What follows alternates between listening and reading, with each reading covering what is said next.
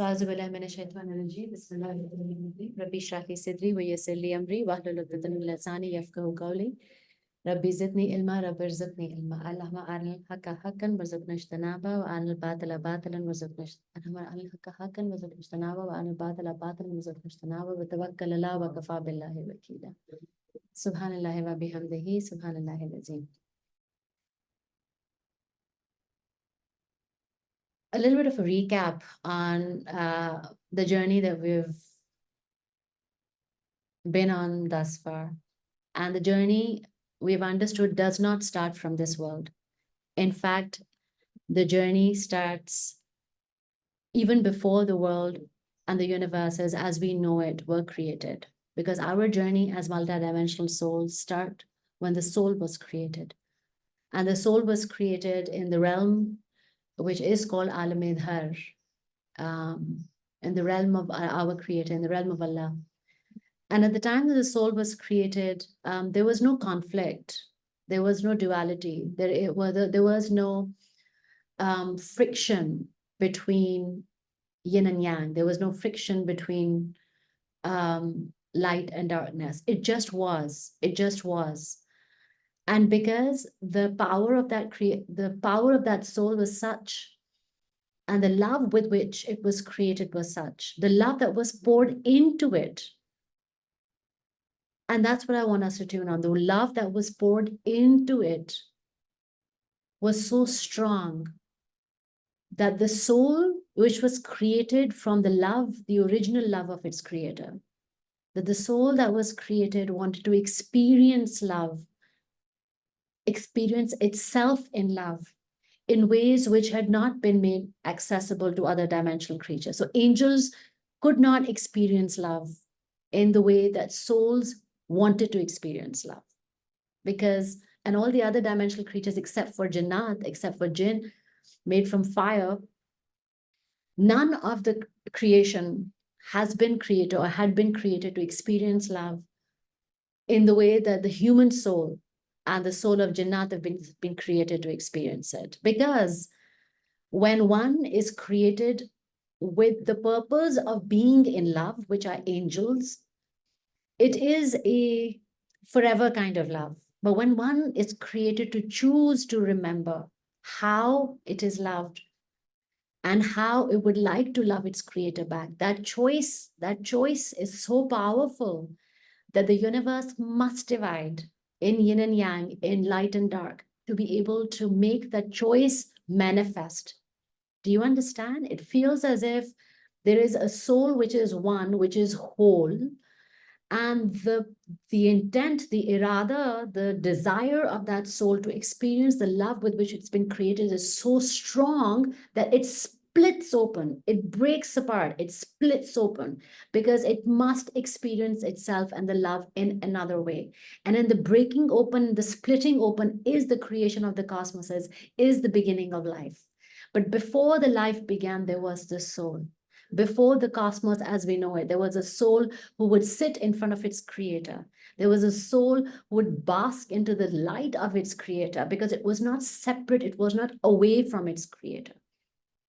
It was not at war with its creator like what we feel ourselves as human selves to be. It was not at odds with its creator. It was not different. It just was a part of it. And it just was. There was no conflict.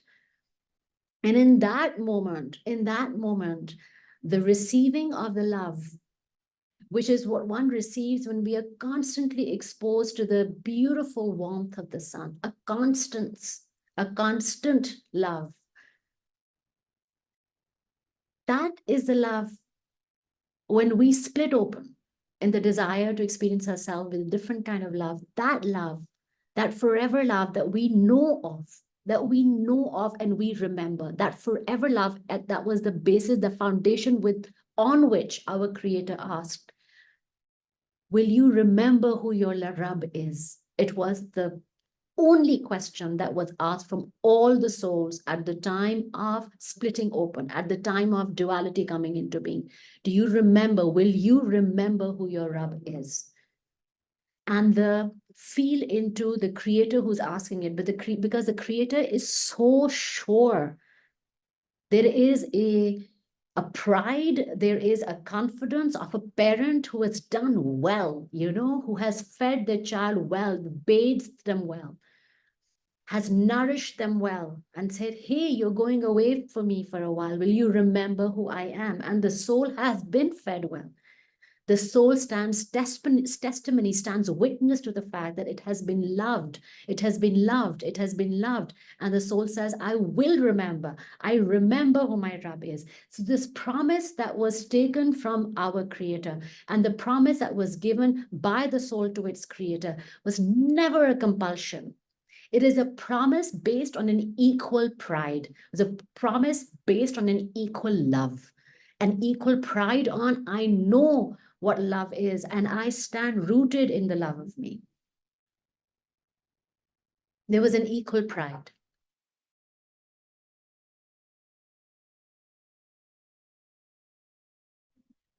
I apologize. There was, in that equal pride, there was an interruption of somebody coming in. I take these sessions from office. I don't know if it's going to continue. If I may ask you to wait for about 10-15 minutes. If it does, I'll let you know and I'll resume, okay? So there was an equal pride that stemmed from a deep knowing of what love feels like. And so you understand that at the time of that creation, when the soul wanted to experience that love for itself, and there was an entire pathway for the soul to experience that love, which is what human life looks like. And in that moment, I want us to envision that that pathway would almost be like a blueprint that came into being, a blueprint that came into being at the time that the soul wanted to experience its love as a human being. There was no compulsion. There was no compulsion. The soul wanted to feel the love for its Creator, and thus it split open. And as that blueprint of the life comes online for that particular soul, that blueprint, yes, is a part of a bigger blueprint, because the Creator is not just my Creator. The Creator, and I love the term that is used for our Creator, which is Rabbul Alameen. And Rabbul Alameen in plain English would translate as the Rabb, the Lord of Alameen, of all worlds. But it does not translate into something as simple as that, because it could have been Allahu Alameen, because Allah is a term of majesty, like the Lord of, if Lord wanted to be invoked, then Lord would have addressed himself as Allah of all worlds. But he says Rabbul Alameen. Rabb is an intimate Allah. Rabb is a friend. Rabb is mine. Rabb is, in the root word of Rabb, it is the one who cherishes. Subhanallah. So Rabbul Alameen is not the Lord of all worlds. Rabbul Alameen is the cherisher of all worlds. Feel into it.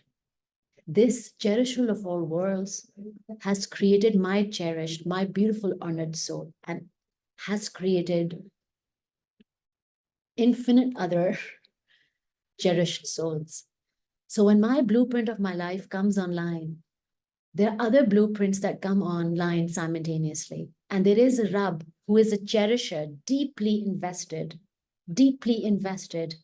in not just doing right by the blueprint of all these souls, but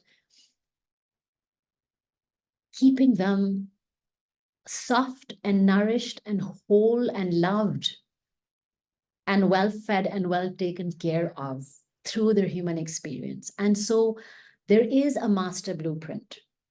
There is a master blueprint, which is what we call fate. And within that master blueprint, because that master blueprint takes into account the intricate web, the intricate, deeply interconnected web of life. It takes into account all that has been, all that is, and all that will be. Because in that master blueprint, there is no time. And so when without that master blueprint, we don't have an anchor. Without that master blueprint, there is chaos. We call that master blueprint, we like to call it fate. And we believe that fate to be predetermination. It has been ordained, it has been decided. But the word for fate in Islam and Quran is qadar.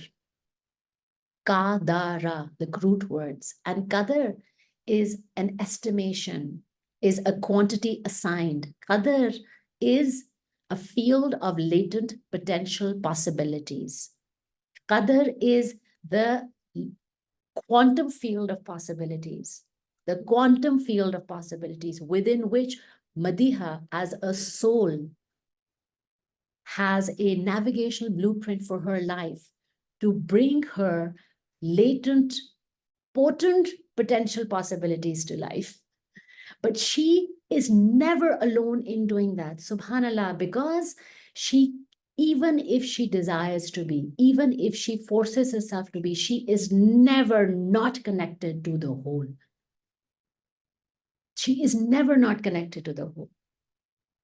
So my field of potential possibilities is my field that has been designed, custom designed by the cherisher of all worlds, custom designed with me, not for me. The master blueprint of the ultimate web of life, of which we do not have a view of because we are not the source, the one that takes into account forever, from azal to abd, forever. The one that takes that into account that we do not have a view of, that has been created beautifully and sovereignly by our creator. But all the individual blueprints of our lives have been co-created with our creator because he is the cherisher of all worlds and he is the creator of this cherished soul. And he has we have co-created this with him, keeping in mind my unique latent potential possibilities, my uniquely potential latent possibilities. And within this field of creation, what we call all my possibilities, it visualizes again as a master world map in which there are some highways which are custom coordinated with its coordinates, custom coordinated for Madiha only. And those master highways, which are custom coordinated for Madiha as a soul, have easier pathways and not so easier pathways. But because he is the cherisher of the world, the number of easier pathways, if there was a percentage allocation, the number of the easier pathways are rigged to the difficult ones. So the fact that if Madiha has unique highways for her whole life, which would be, for example, 70, custom designed for her, 55 of those unique highways are rigged to be the easier highways for her, rigged to be those of ease, rigged to be those of light, rigged to be those of helping her transform or evolve, transmute or evolve in the easiest way. Only the rest of them are the harder paths. Only the rest of them. But look at the gigantic rigged system that we're playing in, that out of 70, 55 are rigged, energetically rigged in my favor. This entire universe of the 70 highways, 55 are rigged in my favor because all 70 have been created, co-created for me and with me by the cherisher of all worlds, one. And all 70 have been created keeping in mind my unique potential and also have been created keeping in mind the foreverness of this life as we know it, with each soul's unique potential, and have been designed, subhanallah, like just visualize a beautiful, intricate web of life, have been designed so that we are always forever adding, that we're never ever working in isolation, so that my one choice that helps me shift to a higher vibration, my one choice that helps me change something in my life does not just impact me because I'm intricately connected to the web of life. It impacts the entire web of life. And so the honor with which Yes, the detail. Yes, the unfair riggedness towards light, because he is the cherisher of all worlds. Yes, all of this is valid. But the fact that at the end of it, he doesn't want me. The creator does not want us to be working in isolation, because it's hard working alone. It's hard working alone. But then, not just the fact that it's hard, the honor that is given to a soul, the honor that is the birthright of a soul who first of all decides to step onto the blueprint of their own life, the honor given to the soul, when that soul, when walking the blueprint of their own life, even when 55 of them are rigged, even then, chooses to walk, and I will say choose, subconscious or conscious, chooses to walk the harder paths. Subconsciously, we choose to walk the harder paths because our ancestors have walked those paths. Subconsciously, we choose to walk the harder paths because we carry memories of our ancestors in our genes. Subconsciously, we choose to walk those paths because our bodies, our genes, our cells remember. They remember what our ancestors have gone through, and their subconscious programming that compel us to walk the harder paths. And our cherisher of the worlds knows it. And therefore, he has rigged the universe. He already knows it's going to be hard for us. He already knew it would be hard for us. He already knew it. He already knew that we were not just popping into life from randomly. He knew that we were a part of this stream. He knew that our ancestors had lived their lives. He knew that we carry the memories. He knew it would be hard for Madiha. So what did he do? He said, hey, listen to me. Even I'm going to rig this for you 55 to like out of 70, I'm going to rig it for you 55. Not only am I going to do that, I'm also going to do something else. I'm not going to measure the quantity of your change, how big of a change you've made. I'm not going to measure it. I'm not going to go by the scales of this universe.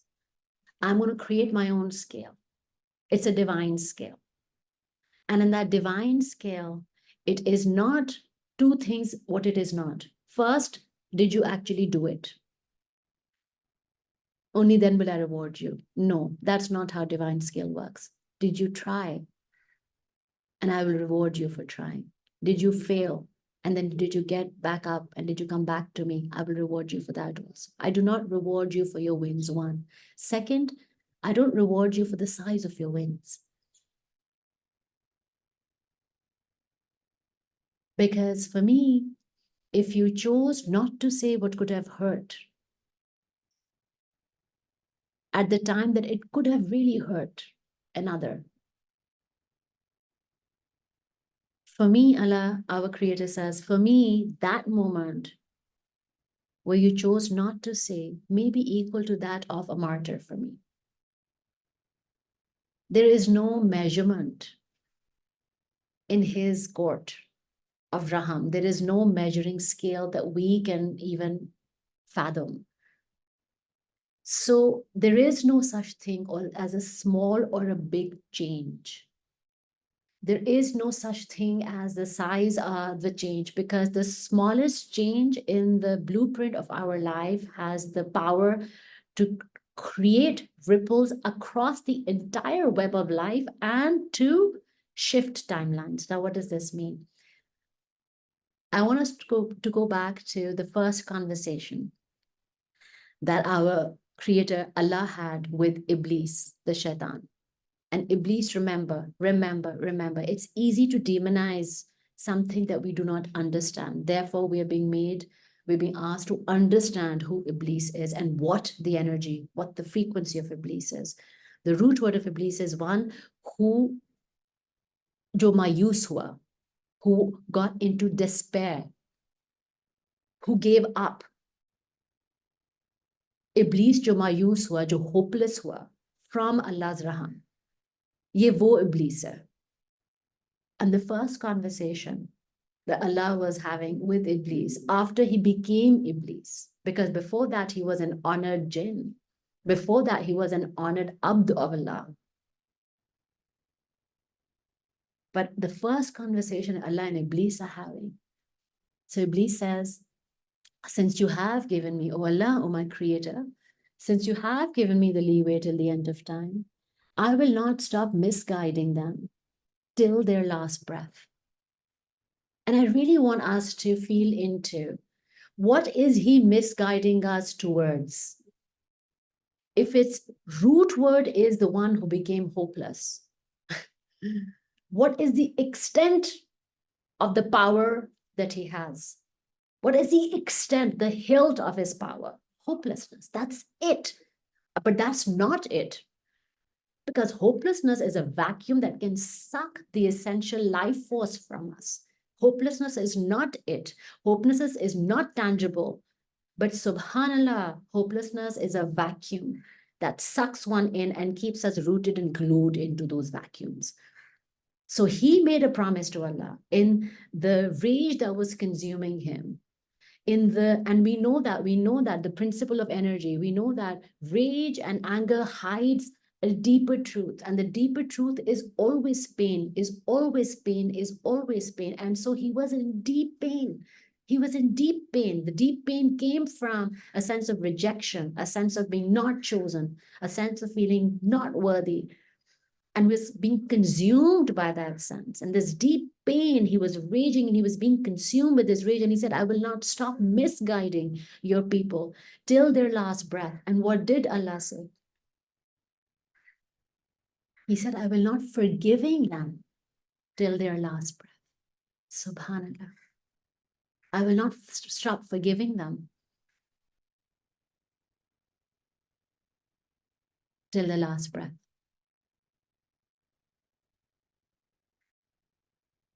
He could have said,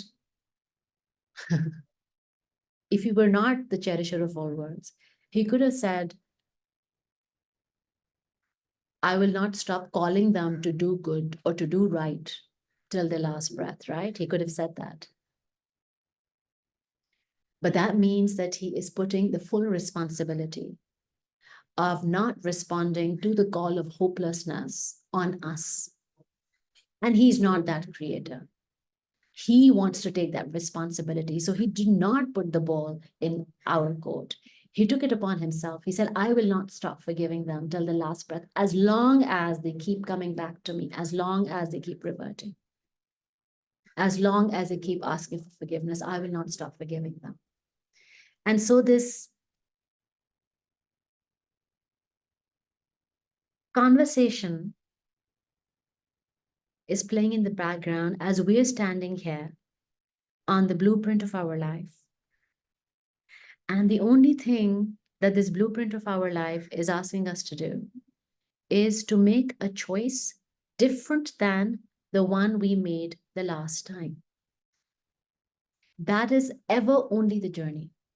That is ever only what we're asked to make a choice different from the one that we made the last time. If there were ever a summary of the human experience defined, and not just the human experience, but how does the evolution of the human experience, if there were ever a summary of it, this is it. We are standing in one spot and we're being asked to choose differently from what we did the last time, if we want to evolve. Seems pretty simple, except that when you tune into the moment that we are standing in, it is never just 2 feet standing on the ground.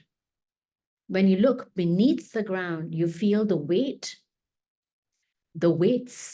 which are pulling the 2 feet into the depth of the earth, the weights of regret, the weights of I'm not worthy, the weights of failure, the weights of I should not be, the weights of guilt, the weights of shame, the weights which are keeping us rooted deeply, held down deeply into that spot. It is those weights which are his promise to Allah. I will not stop misguiding them, because what is his name? Hopelessness. It's I cannot move forward. I do not have the ability to make a choice different from the one that I made the last time. It is those weights which keep us rooted in a moment. And so it seems pretty simple when we say, hey, if you want to evolve in your life, if you want to change anything in your life, if you want to act in any different, if you want to be different from who you were, if you want to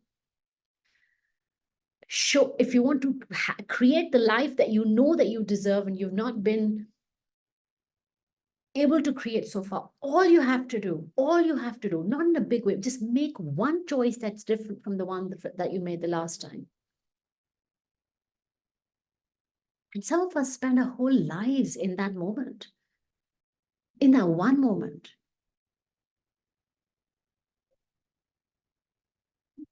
And now, if we are, and now feel into it, visualize it. There's this one person, there's one soul who's standing, and there are weights on both of their feet going deep into the earth, heavy weights. And what they're standing and what they're facing is a black canvas with silver highways lit up. And these silver highways lit up are the field of their potential possibilities, of their highest timelines, everything that they've desired, everything that is possible for them, waiting, and they can already see it, they can visualize it. And all of them, and I want us to feel, they're not dead highways, they're vibrating highways. They're vibrating particles of light. They're alive in anticipation of you, because you can see them, but you're standing here in the moment with the weights tied to both your feet. And all you ask to do is take one step forward. But that one step forward means that you are being asked to take a step away from all the places or some of the places we've been thus far. So that one step forward, that one little change that we're being asked to make, is equal to a lot, because that one step forward, and I really want us to feel into it. It is not one little change we're being asked to make in this moment. In this one moment when Madiha is standing here, who is not being able to move forward from that one moment in her life, what Madiha is representing is not just that moment. Is not just, why can I not make a different choice in this moment? No, what she is holding on, the vibration she's holding on, is all the moments that her parents could not move forward. She's holding on the vibration of her ancestors, all the moments where the ancestors could not move forward. Madiha is not alone. She is a part of the web of life. She's standing here representing the weight, the generational weight,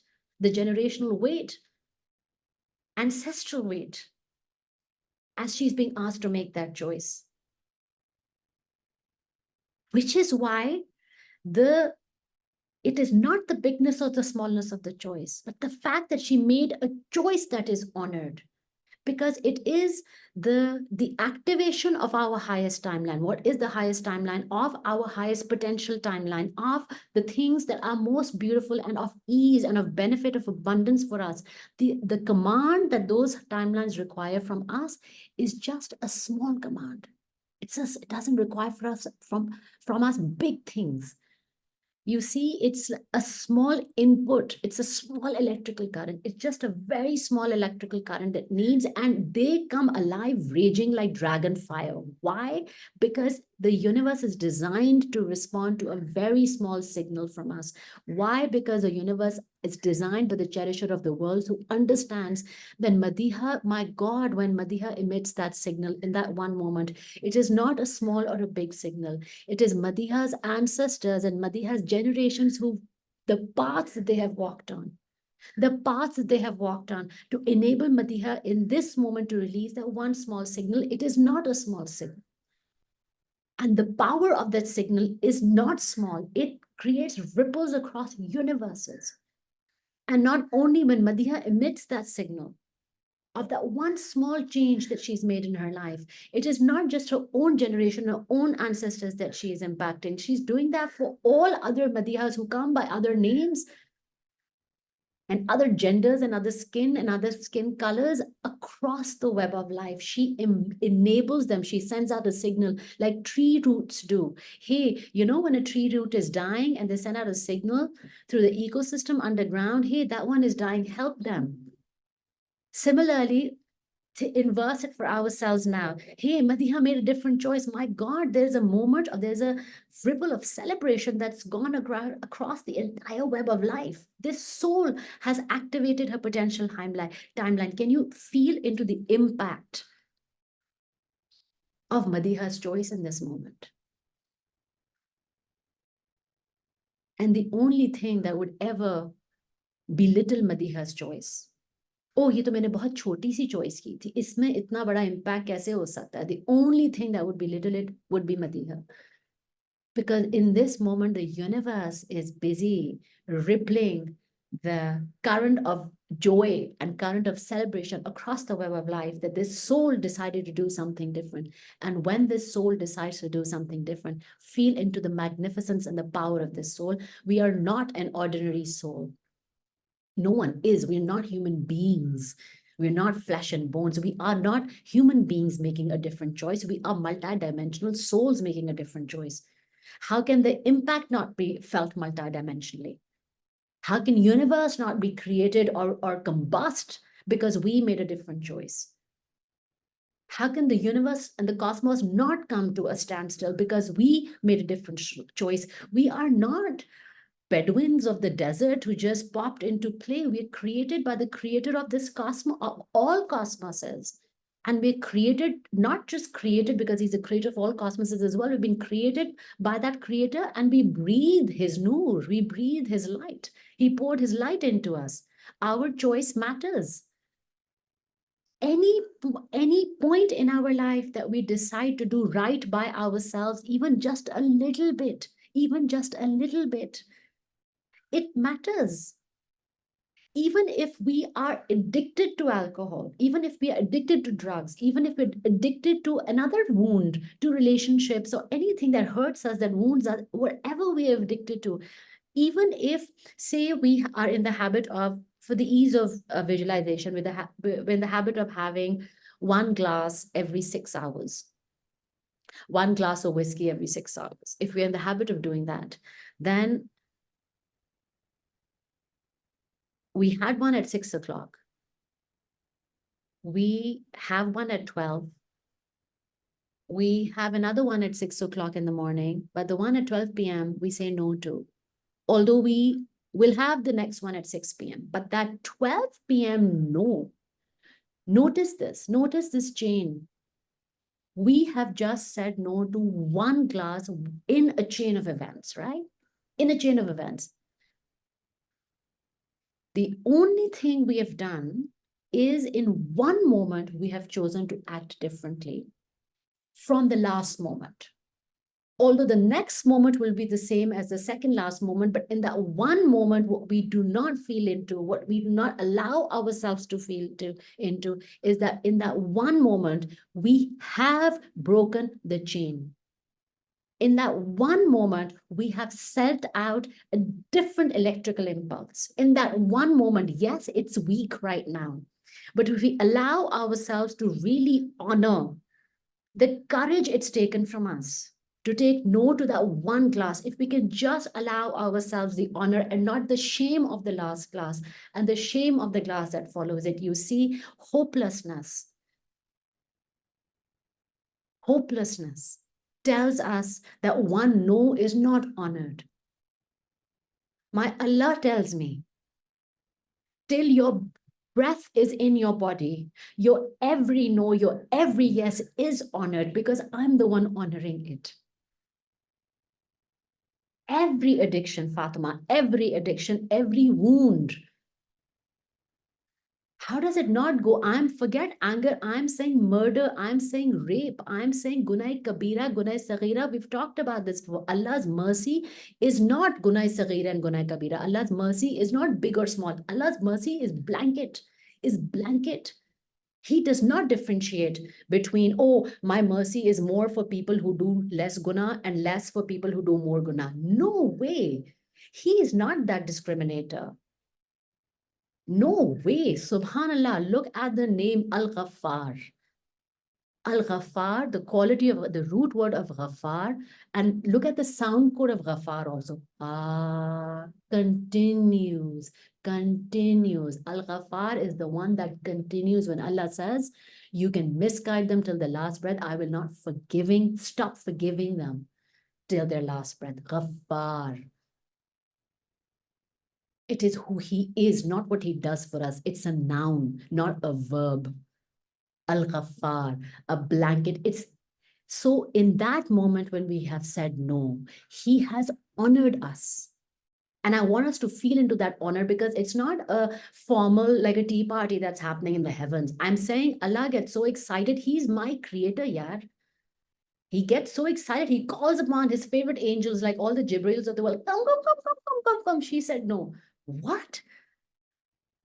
Like, and of course, Allah's excitement is contagious. Like angels go like, what? And everybody's like, what? She said, no. The only soul who is not excited is Madiha, who's saying, okay, I know I'm going to say yes. I'm already thinking of the 6 p.m. that I'm going to say yes to.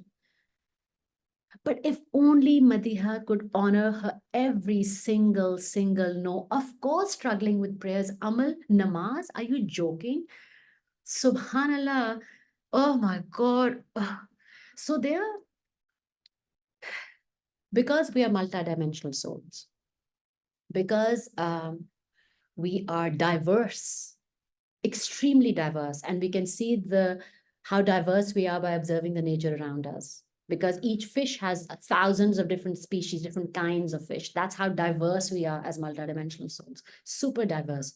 Some things work for some things don't work for some. So Allah Ta'ala, because he is the cherisher of all worlds and the creator of the master blueprint, he knew that some souls needed more anchors than others. There was a soul like Tagore, love him, who says, Subhanallah, I was just sharing it with a friend. He says, where roads are made, I lose my way. There's a soul like Bulle Shah. He says, do not speak to me of Allah in temples and in mosques. Do not speak to me how you're eulogizing him, how you're elevating him through your minarets and through your prayers. Speak to me if you're elevating him through the human heart. Speak to me that if you're not wounding another human heart, that is how you remember your Rabb. So there are different ways of remembering, because we're not being asked to remember our Rabb. We are being asked to remember our love. It's all the love stories that we love watching, with the two who were deeply in love with each other, and then one of them forgot, and the other one keeps, it's he Ranja. One of them got distracted and remembered after a long, long, long time. And when she came back, he was tree. We're not being asked to remember our Rub. We're asked to remember our love. Ye, the honor that the slave has been given. The honor that the slave has been given is an honor that only a lover can extend to their beloved. It's not an ordinary honor. It's not a quantifiable honor. It's not a measurable honor. It's not a weighable honor, because love works differently than the systems of the universe. जो हमें honor दिया गया है as insan, as khalifa, as ahsanul taqweem, the one who is created with honor, designed in honor, asan, the best of, superlative. And asan is not even superlative, right? We call it asanul taqweem, asanul taqweem. Asan, the word is not even superlative, it's not even best of. Asan means there is something that should be done, but when somebody goes beyond what should be done out of a beautiful love and a just desire to please from their heart, that's ahsan. That is how we've been created. It's in Quran, ahsanul taqweem. Our creation is ahsan, a place of pure love, pure love. So it's our love story we're being asked to remember. So in that one moment when Madiha said no, there is a celebration across cosmoses, and cosmoses have come to a standstill in honor of the one no that Madiha has said. The only person who's not come to a standstill is Madiha. Because the weights that she's wearing right now are all the times that her mother could not honor herself in the little wins. And therefore she called them little wins, because there's no such thing as little or big wins. She's representing a father who could not do the same. She's representing her grandparents. She's representing her own life choices also. It's not just all on them. Of course, she flew in the same, she chose to swim in the same current.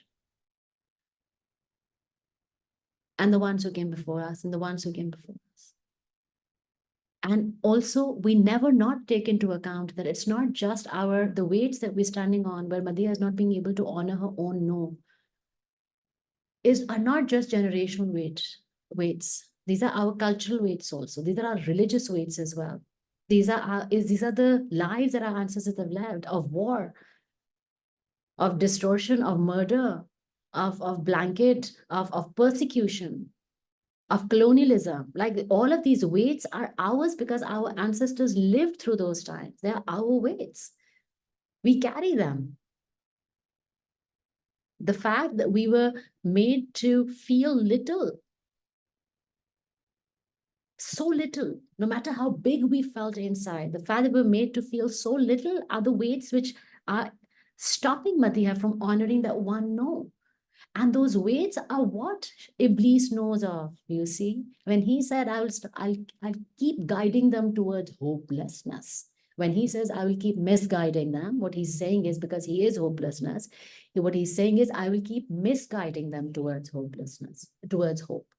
I will, towards hopelessness, yeah. And so the same way that we have an intimate relationship with our Rabb, we have a very intimate relationship because we chose to split open, remember? We have a very intimate relationship with our shadows, our darknesses as well, which is how Iblis knows us really well, which is why our hopelessness, Madhiha's hopelessness, will never be a standardized hopelessness that is applicable to all. It will be a custom designed hopelessness for Madhiha. It will be custom designed to Madhiha's wounds. So for example, since Fatima is asking about anger and Amal is asking about prayers, you know where your triggers lie. If you know what your triggers lie, then Iblis knows where your trigger lies. And your hopelessness is around your anger. Your hopelessness is around your prayers. My hopelessness is around my anger as well, and the deep shame that comes with it. But here's what started to shift very recently for me, and I want to share this. And that's how, when I exhibited the same old traits, I showed up exactly how I was supposed to show up, which is my angry, raging self. And I, true to cued myself into feeling all the shame, all the guilt that I've always felt. But then after I had allowed myself to feel all of those moments, I sat down. I sat down and I said, okay, what is that one thing that I can do differently than all the other moments I have ever lived in my life? Yes, it was a big question to ask of myself, but I was ready to ask myself that question because I was prepared for that moment. I was prepared because I'm not going to allow shame and guilt to be a part of my system anymore as much as possible, because as long as they are, Iblis has access to me. Of course, he'll find other ways to have access to me, but for right now, it's shame and anger, whatever, shame and guilt. And so here's what I did. I sat down and said, what is that one thing I can do differently that I've never been able to do before in this moment? And the clear wisdom, subhana, the clear wisdom that comes, I will not demonize that flame in me. I will not demonize this flame in me. This fire that's raging within me is the same fire of creation. That anger that's raging within me is the same one that's kept me alive in the horrendous circumstances of my life. The same fire that's raging within me is the fire that propels me. It's my sacred fire of creation that propels me forward from the most difficult points in my life. My anger, I have utilized my anger. I have channeled my anger to shift countries, to shift geographies, to shift careers, to shift lives, to not die, to bring myself off from the suicide bed. I have used my anger for all of this. My anger has served me beautifully well.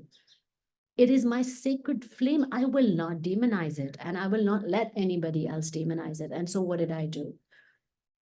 I visualized that flame raging within me, and I knew that it was all over the place. Like it was a wildfire. It was a wildfire. So I will not put out this fire, but this time I will give it a beautiful, honored home within me.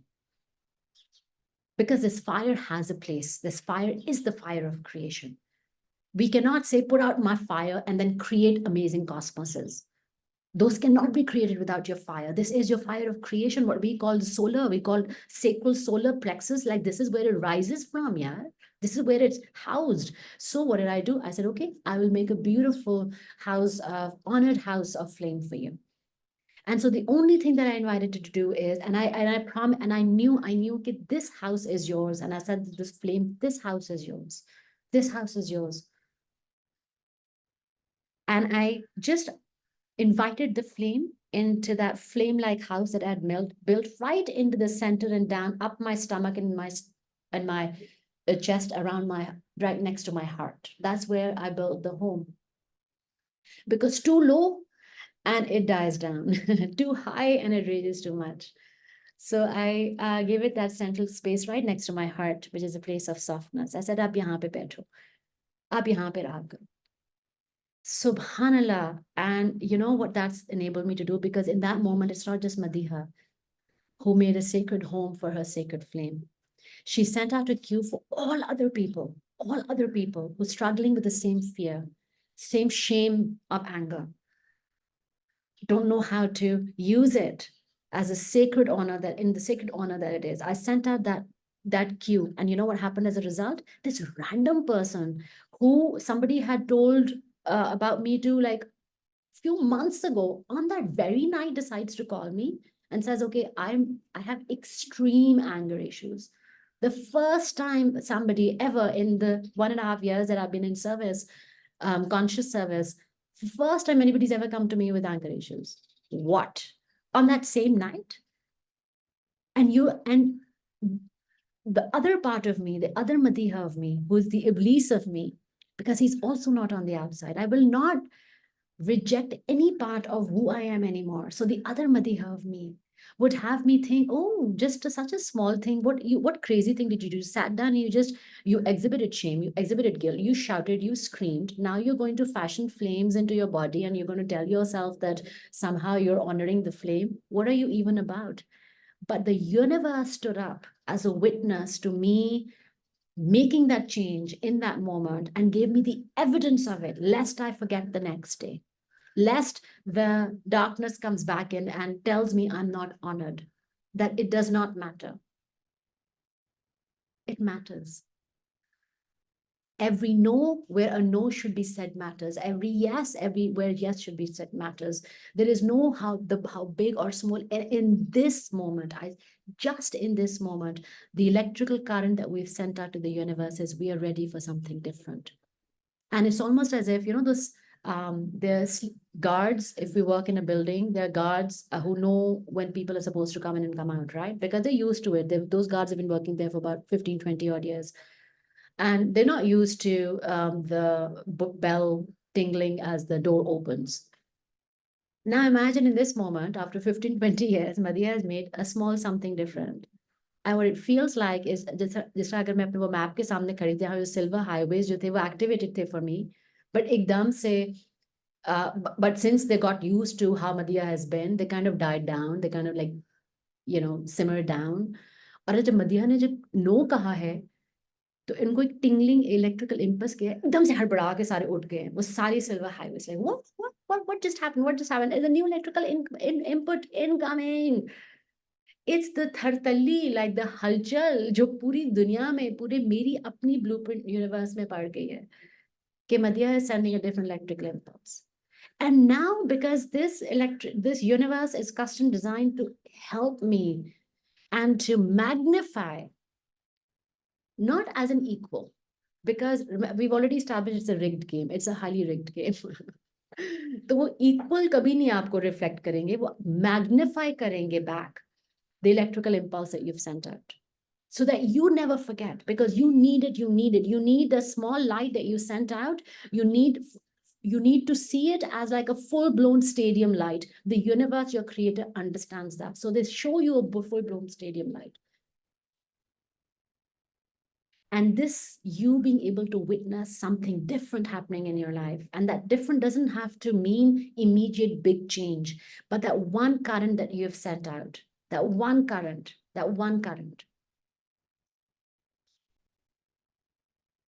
has shifted the fabric, something fundamentally it was as if something was out of alignment, like एक कोई तार निकली हुई थी और वो तार वापस जुड़ गई है. only with that one electrical current. Now, the power that we have, if we can hold on to this electric current consistently, because jab humne electrical current diya, or it was a small bulb that we lit, but then we were shown the spotlight of it, which is, you see a sign, somebody comes to you who validates it, like I just shared my experience, like something validates it for you. Okay, it's in motion. Then your job is to hold on, to keep emanating those electrical impulses. That is the job, that is the responsibility that we do have. Because remember, when he said, I will forgive them again and again till the last breath, I will never stop forgiving them till the last breath. It also, what he's saying is, till they ask me. So we have to do our part. But we know that it's the first step that's the hardest. And if we can mindfully, in this moment, mindfully align ourselves to the fact that in any time that we do something that is right by ourselves, instead of saying, oh, it was small or big, if we can just align ourselves to taking a moment only for ourselves to sit down and congratulate ourselves and feel into the vibration of the universe, and it's congratulating us from different dimensions as to how amazing and how powerful it is that we have said either a no or a yes to the right alignment of us. Just take a moment in sitting with that space. That's all I'm asking us to do. That's it. That's it. Because when you are sitting in this moment, you are telling your body, the command that you're sending to your body is that I know how to see beyond the shame and guilt of my own life and of my my inheritance as well. I know how to see it. I may not be able to hold that gaze, but I know how to see it because I sat in this moment honoring myself for the right alignment, for my right alignment. So I know what it feels like. I can see it. Now, when you send the signal to your body, when you send the signal to your brain, it begins to, because remember, it's always ever going to take its cue from you. It begins to believe you.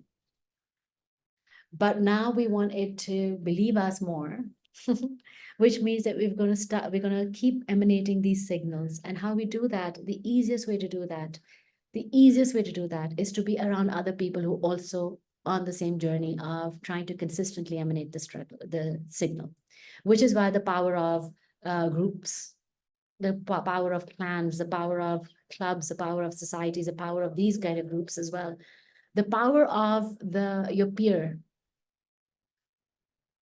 the power of your peer, because when you're sitting in a circle of other signal emanators, signal emitters, who are also practicing, it just becomes easier, it becomes fun, it becomes more exciting, and then becomes more easy, and then the signal begins to get stronger and stronger, and our silver highways begin to light up even more, and before we can see it, like you get a call from here, and you get an invite from there, and this opportunity that was you could even see before, it makes itself manifest for you, and this thing that you did not know how to get out of automatically dissolves itself for you. You are just free to then float on the silver highways of your beautiful blueprint. You're just free to float. But it's very hard to do it alone. And I know we try because, again, loneliness or working alone is also a wound. Self-sufficiency, I can do everything myself. I don't need anybody. I'm independent is also a wound. I know that we carry those wounds as well. Because we've had to do things alone. But we don't have to do it alone anymore. Sit in the circles of, sit amongst other circuit breakers and signal emitters who are trying their best to be more consistent with emitting that signal. And their trying becomes easier and powerful when they sit in a circle with others. So Alhamdulillah Rabbil Alameen. Thank you for being here. I'm going to start.